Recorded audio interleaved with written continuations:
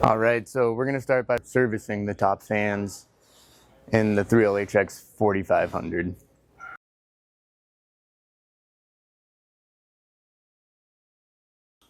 Is remove these leads here from the IGBTs. There will be 6 9/16 bolts.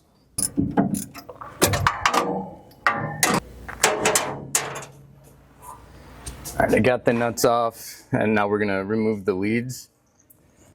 Gotta wiggle them around and yank them off.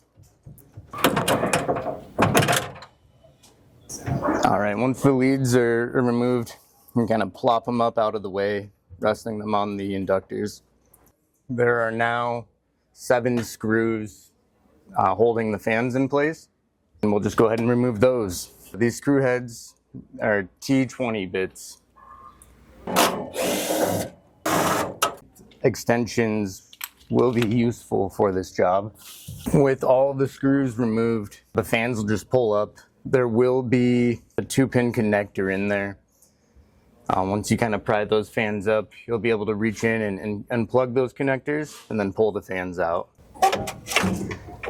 There may be some zip ties that will limit the length of wire you have to play with.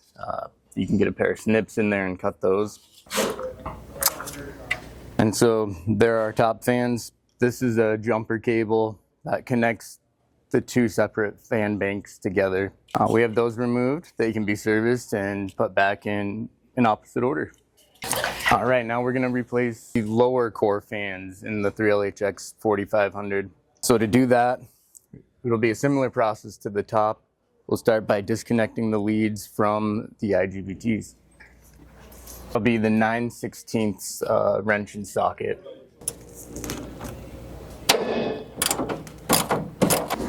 All right, with the leads removed, go ahead and pull them out of our way here. There's a zip tie here that's holding them down. Go ahead and cut that so we can maneuver them. There is a panel back here that we have to remove in order to access the fan location. There's a combination of screws located on the surface of this panel, as well as the underside of the entire system and the outside.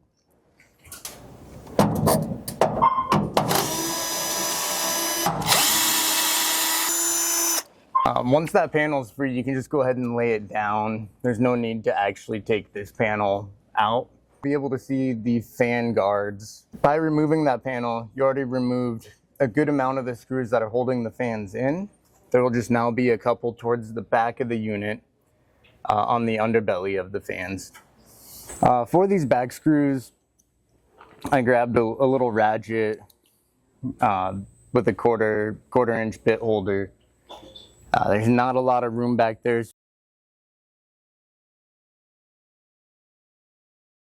Tool that will give you some good clearance. Once your screws are out, the fans will drop down. Another 2-pin connector supplying power to the fans. There's 2 of them. You can unplug those, and you'll be able to slide the fan bank out.